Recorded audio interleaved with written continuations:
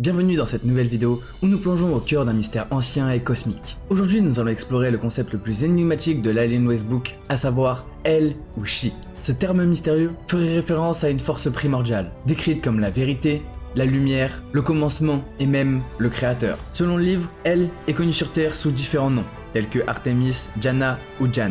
Mais de qui parle-t-on vraiment? Que représente cette figure à travers l'histoire et les mythes? Dans cette vidéo, on va essayer de comprendre le contexte de ce message, découvrir le texte exact, plonger dans l'histoire, le mythe et les légendes autour d'Artemis et Jana, ainsi que quelques-unes de ses autres réincarnations. Puis on essaiera d'analyser les hypothèses liant ces figures à des éléments en dehors du livre. Et pour finir, nous allons explorer la liste des papes et des dirigeants islamiques à qui ce message aurait été transmis pour voir si des événements peuvent corroborer avec ce livre. Préparez-vous pour un voyage fascinant entre mythes anciens, mystères extraterrestres et révélations surprenantes. Mais avant que la vidéo commence, n'oublie pas que tu peux t'abonner pour ne pas manquer les prochaines vidéos présentant des mythes, des légendes ou des races extraterrestres. Alors sans plus attendre, entrons dans ce monde où la vérité et la légende se rencontrent.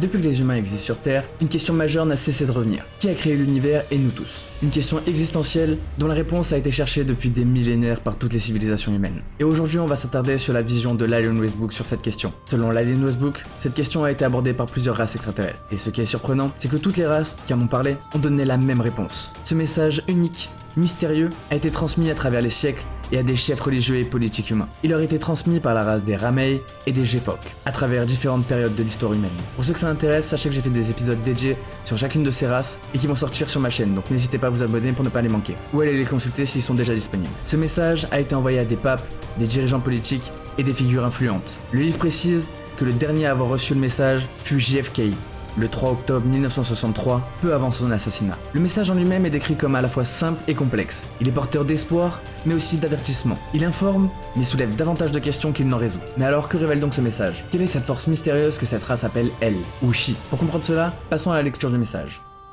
Ceci est un message de désambiguïté pour vous tous, hommes du genre humain. Ceci est un message de redirection pour vous tous, hommes du genre humain. Ceci est un message pour animer l'esprit de vous, hommes du genre humain. C'est un message qui a été transmis de race en race, depuis le commencement. Tout comme il nous a été transmis, il vous est maintenant transmis. Là où il n'y avait pas d'hommes du genre humain, il y en avait d'autres sortes. Ceci est un message pour vous aussi, femmes du genre humain. Seule la première race a sa pureté. Toutes les autres races doivent vivre le processus pénible, patient et laborieux de la découverte intérieure spirituelle et de la progression. Notre histoire et mémoire collective a beaucoup souffert dans le passé. Elle a été effacée, manipulée, étouffée, déplacée, modifiée et façonnée selon les intérêts de quelques-uns. Sur votre planète ainsi que sur la nôtre et celle d'autres genres dans le passé, aux dirigeants des royaumes et pays et régions, regardez vos chefs religieux. Aux responsables religieux, regardez-vous et regardez ceux comme vous. Responsables d'autres religions, partout sur votre planète. Pourquoi portez-vous vos longues robes et jupes et toutes sortes de symboles que vous ne comprenez pas? Pourquoi vous, chefs religieux, hommes du genre humain, portez-vous vos longues robes et vos jupes sans savoir pourquoi? Qui, homme du genre humain, essayez-vous d'être? Qui, homme du genre humain, essayez-vous de représenter? Vous, homme religieux du genre humain, et vous, dirigeants de royaumes, de pays et de régions, hommes du genre humain, avez ralenti votre progression spirituelle de moitié parce que vous avez divisé votre espèce en deux. Aucun homme du genre humain ne devrait détruire ce que les femmes du genre humain ont créé. Pendant de nombreuses années, vous avez relégué les femmes du genre humain au rôle d'esclaves. Et avant votre espèce, de nombreuses autres espèces ont fait cela. Et avant votre espèce, les hommes de l'espèce humaine, nous avons averti de nombreuses autres races. Pour que vous puissiez réaliser ce qui vous appartient, pour vous, hommes et femmes du genre humain, pour vous rapprocher d'elles, vous devez d'abord devenir un seul genre. Comme beaucoup d'espèces avant vous, hommes du genre humain, vous avez devant vous un voyage de retenue et de restriction, un voyage de difficulté et de résistance. Mais contrairement à de nombreuses choses avant vous, vous êtes sur le chemin de l'autodestruction spirituelle, jamais connue ou provoquée par les autres choses auparavant, et pourtant si jeune. Les Anunnakiens vous ont créé, mais de nombreuses choses peuvent vous détruire. Vous avez encore 2000 de vos années pour changer. Après cela, homme du genre humain, il sera trop tard. Pas trop tard pour votre survie, mais trop tard pour votre salut spirituel. Le Conseil des 5 ne peut que vous protéger des autres, pas de vous-même. Et nous savons que vous avez été trahi, induit en erreur et maltraité. Et nous savons qu'après des milliers d'années, vos années, au moyen d'infiltration, de discussion et de tromperie, vous, hommes du genre humain, avez été trompés à croire l'inacceptable par des races qui ne vous veulent pas du bien. Mais avant vous, bien que d'autres races ont souffert de la même manière, eux aussi ont surmonté ce qui semblait impossible à surmonter. Votre force est en vous, et tout autour de vous, même maintenant. Votre force est en elle, et elle est en vous, hommes et femmes du genre humain, même maintenant. Et la réponse est à l'endroit que vous, l'espèce humaine, appelez la Grèce. Et la réponse est elle, Artémis, Diana. Et la réponse a toujours été elle. Et la réponse, hommes et femmes du genre humain, a été pareille pour toutes les choses, en tout lieu. Certains l'acceptent, d'autres non, mais la réponse est unique, elle. Il en a été ainsi depuis le début, et il en sera ainsi, hommes et femmes du genre humain, jusqu'à la fin. Il en a été ainsi, et dans les 4 univers et dimensions. Elle a de nombreux noms et de nombreux visages, et vit dans de nombreux endroits. Elle est la créatrice, pas la destructrice. Dans votre planète, elle est appelée Diana, ou déesse Diana. Sur notre planète, elle est appelée Alexis. Elle s'appelait aussi, sur d'autres planètes, Lexae, Lixae, Dixae et Tixae. Pour vous, du genre humain, elle sera toujours la déesse Diane. Cherchez pour elle, apprendre d'elle, et elle est la vérité, la lumière, le commencement et jamais la fin, le créateur et jamais le destructeur, celui dont nous sommes tous issus. Et apprenez vos légendaires dieux grecs d'autrefois, comme ils ont tous existé, comme vous existez et nous existons. Et nous sommes un, et elle est la seule. Elle est celle que vous, hommes religieux du genre humain, perdus dans vos robes et votre mémoire, voulez être et essayer de reproduire. Hommes du genre humain, apprenez d'elle, la créatrice. Voilà le message tel quel qu'il est transmis dans le livre. Mais pour comprendre qui est réellement elle et She, nous devons d'abord nous plonger dans des légendes entourant l'une de ses incarnations les plus célèbres, Artémis. Pour ceux qui ne connaissent pas, dans la mythologie grecque, Artémis est la déesse de la chasse, des forêts et de la lune. Fille de Zeus et de Leto, ce serait la sœur jumelle d'Apollon. Elle représente une force de la nature à la fois sauvage et protectrice. Toujours armée d'un arc et des flèches, Artémis est une déesse farouchement indépendante, souvent associée à la virginité et à la pureté. Il faut savoir que Artémis a été particulièrement vénérée à Éphésès, où se trouve l'un des plus grands temples de l'Antiquité, connu comme l'une des 7 merveilles du monde. Ce temple a été un centre spirituel et un lieu de pèlerinage, où beaucoup d'adorateurs venaient de toute la Méditerranée pour honorer la déesse. Ensuite, il faut pas oublier que Artémis est aussi étroitement liée à la lune, un symbole de mystère, de transformation et de cycle naturel. En tant que déesse lunaire, elle représenterait non seulement la chasse, mais aussi les passages, les transmissions entre la vie et la mort, et la protection des jeunes filles. Pour la petite anecdote, dans plusieurs légendes, Artémis est décrite comme une gardienne des lieux sauvages, capable de se montrer d'une bienveillance infinie avec ceux qui respectent la nature. Elle pourrait être aussi d'une vengeance impitoyable contre ceux qui la défient. L'histoire de Niobé est particulièrement célèbre. Niobé était une reine arrogante, se vantant d'avoir plus d'enfants que Leto. En réponse, Artémis et ses frères ont tué tous les enfants de Niobé, laissant la reine dévastée. Et cet épisode montre à quel point la férocité avec laquelle Artémis peut protéger sa famille et ses valeurs. Un autre mythe célèbre raconte l'histoire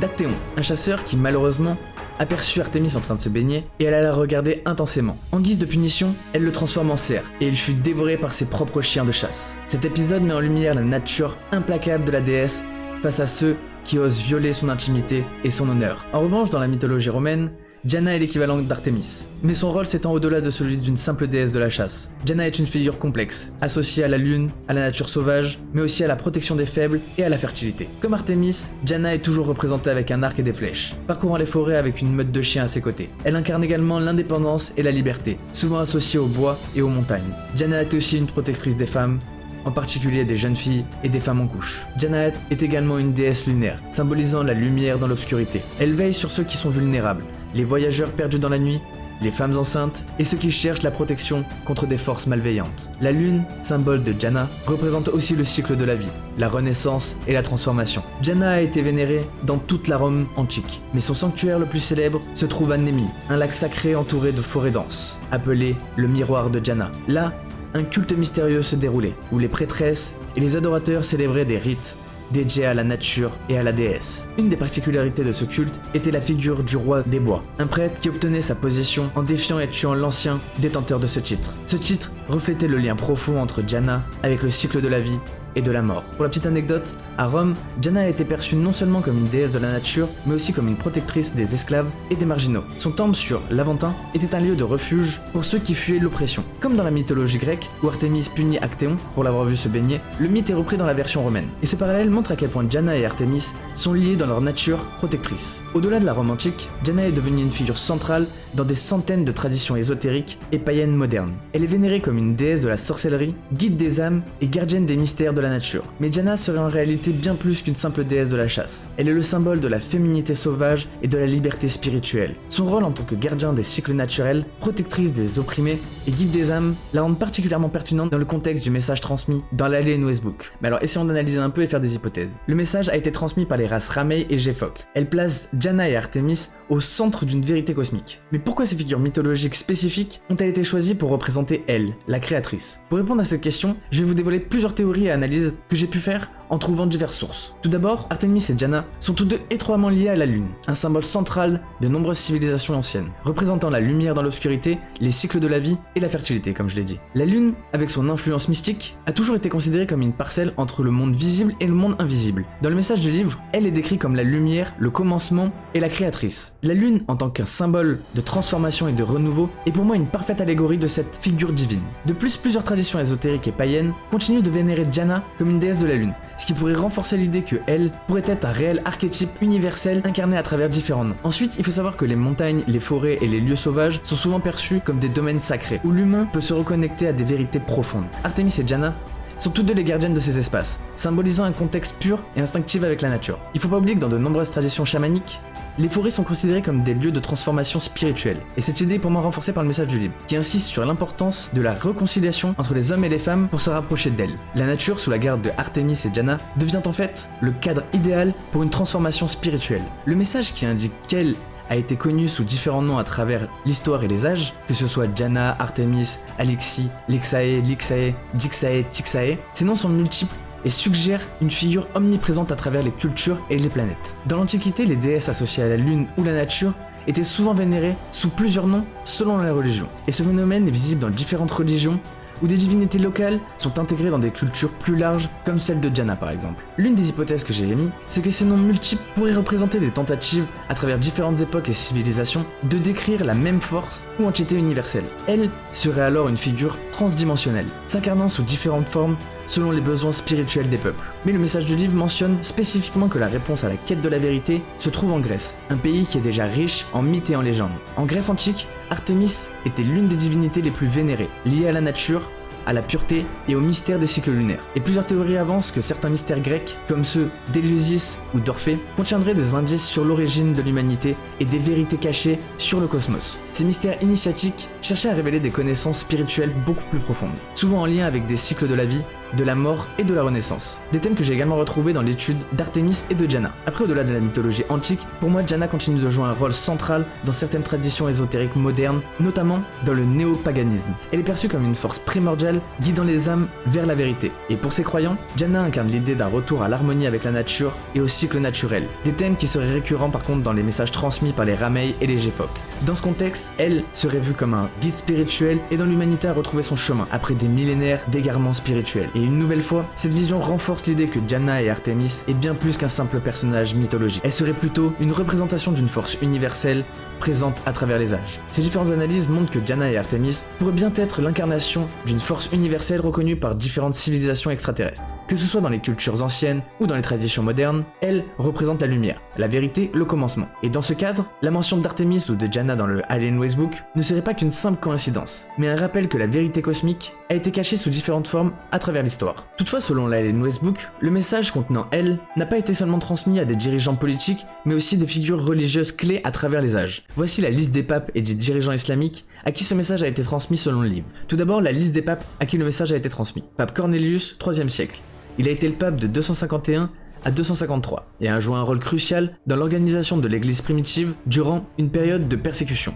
Ensuite, pape Miltiade, 4e siècle. Pape de 311 à 314, il a dirigé l'église à une époque de grande transformation, juste avant la renaissance officielle du christianisme par l'Empire romain. Pape Jean VII, au 8e siècle. Pape de 705 à 707, il est connu pour ses efforts pour rétablir les relations avec l'église orientale. Pape Calixte II, pape de 1119 à 1124, il est connu pour avoir résolu la querelle des investitures entre le pape et l'empereur. Pape Pie VII, 19e siècle. Pape de 1800 à 1823, il a été emprisonné par Napoléon et a joué un rôle dans la restauration de l'église après la Révolution française. Et pour finir, pape Jean-Paul I, 20e siècle, pape en 1976, Son règne a été l'un des plus courts de l'histoire, durant seulement 33 jours, et sa mort soudaine a enterré de beaucoup de mystères et théories. Donc si vous voulez un jour un épisode dédié, n'hésitez pas à me le dire dans les commentaires. Ensuite nous avons la liste des dirigeants islamiques à qui ce message a été transmis. Je vous afficherai les noms à chaque fois parce qu'il m'est difficile de les prononcer. 1690, c'était une figure clé du chiisme. Il a contribué à la diffusion des traditions islamiques et a compilé des ouvrages influents sur les théories chiites. 1725, c'était un érudit égyptien influent. Il a été respecté pour ses connaissances juridiques islamiques et son influence sur l'enseignement religieux en Égypte. 1864, c'était un grand mufti d'Égypte. Il a marqué son époque par des décisions juridiques et son influence sur la pensée islamique moderne. 1935, également grand mufti d'Égypte. Il a dirigé l'université d'Al-Azhar et était connu pour ses réformes et ses interprétations modernes de l'islamisme. 1982, un autre grand mufti et chef de l'université d'Al-Azhar. Il était une figure influente dans le monde musulman, avec des positions fermées sur les questions sociales et religieuses. La transmission de ce message à des figures religieuses à travers l'histoire soulève pour moi plusieurs questions. Si des leaders ont réellement reçu ce message, quelles actions ont-ils entrepris? Ont-ils délibérément choisi de garder cette connaissance cachée, ou l'ont-ils intégrée de manière subtile à leurs enseignements? En examinant les papes et les dirigeants mentionnés, on constate que beaucoup d'entre eux ont vécu à des époques de grandes transformations spirituelles, mais aussi de conflits ou de réformes religieuses. Le choix de ces figures spécifiques pourrait indiquer qu'une tentative de guider l'humanité à travers ces période cruciale, notamment en mettant la lumière sur une vérité universelle représentée par elle, pourrait être possible. Mais on va essayer d'examiner les décisions et les actions majeures que ces figures religieuses pourraient avoir entrepris si elles avaient réellement reçu ce message. Tout d'abord, le pape Cornelius du IIIe siècle. À une époque où l'église était encore en pleine construction, Cornelius a joué un rôle dans la consolidation des dogmes. Durant son règne, l'église était sous forte pression avec des persécutions de l'Empire romain. La nécessité de protéger les secrets spirituels pour expliquer la transmission du message en cette époque. Mais est-ce que Cornelius aurait contribué à cacher des vérités en établissant certaines des bases doctrinales? Je vous laisse me dire ce que vous en pensez en commentaire. Le pape Miltiade. Il a dirigé l'église pendant une période de grande transition avec la fin des persécutions et la reconnaissance du christianisme par Constantin. Ce tournant historique marque un moment crucial où l'église a commencé à intégrer des éléments païens dans ses pratiques, dont certains pourraient avoir un lien avec la culture de Elle justement, dissimulant ainsi ses vérités sous une nouvelle forme. Pour le pape Jean-Paul VII, au 8e siècle, il a œuvré pour restaurer les relations avec l'église orientale. Durant son bref règne, il a montré un intérêt tout particulier pour l'art religieux, et certaines représentations de la Vierge Marie montrent des ressemblances frappantes avec des symboles associés à Artémis et Diana, suggérant une possible influence cachée du message. En ce qui concerne le pape Calixte II, il est connu pour avoir résolu la querelle des investitures, un conflit opposant le pape et l'empereur sous le contrôle des nominations ecclésiastiques. Ce contexte de lutte pour le pouvoir spirituel pourrait indiquer une tentative de conserver le contrôle de certains secrets religieux, dont celui de Elle justement. Ensuite nous avons le pape Pie VII, au 19e siècle, qui durant son règne a été emprisonné par Napoléon et a joué un rôle majeur dans la restauration de l'église après la Révolution française. Toutefois cette période tumultueuse a été marquée par une résurgence de l'occultisme et de l'ésotérisme, ce qui pourrait laisser penser que certaines connaissances, peut-être liées à Elle justement, ont été soit réprimées, soit réinterprétées pour protéger l'ordre établi. Et pour finir, nous avons le pape Jean-Paul I. Comme beaucoup le savent, Jean-Paul I a été souvent associé à des théories du complot, en raison de sa mort mystérieuse après seulement 33 jours de pontificat. Certaines spéculations avancent qu'il aurait voulu dévoiler des vérités occultées par l'église. Et peut-être que c'était en lien avec ce message. Après, il ne faut surtout pas oublier que le chiffre 33 est associé à des symboles mystiques, ce qui a renforcé l'aura de mystère entourant son court règne. Maintenant, en ce qui concerne les dirigeants islamiques, on va essayer de voir les indices et les actions liées à ce message. Il était un érudit chiite influent qui a compilé de vastes ouvrages théologiques. Il a joué un rôle dans la codification des pratiques religieuses chiites, intégrant des éléments mystiques et ésotériques. Certains de ses écrits, aujourd'hui conservés dans des bibliothèques privées, mentionnent des symboles mystérieux qui pourraient être liés à des vérités cachées sur Elle, justement. Cet érudit égyptien a influencé la pensée islamique en Égypte. Il a été actif pendant une période de réforme religieuse, marquée par des débats sur la pureté doctrinale. Sa position en tant que médiateur entre différentes écoles de pensée pourrait indiquer une tentative de préserver des enseignements spirituels cachés. Grand mufti d'Égypte, il a dirigé des réformes importantes tout en protégeant les traditions spirituelles anciennes. On raconte même que certains documents ésotériques en sa possession, aujourd'hui disparus, contiennent des informations mystérieuses sur des entités divines féminines, ce qui nous rappelle une nouvelle fois les descriptions d'Artémis et de Diana faites dans le message.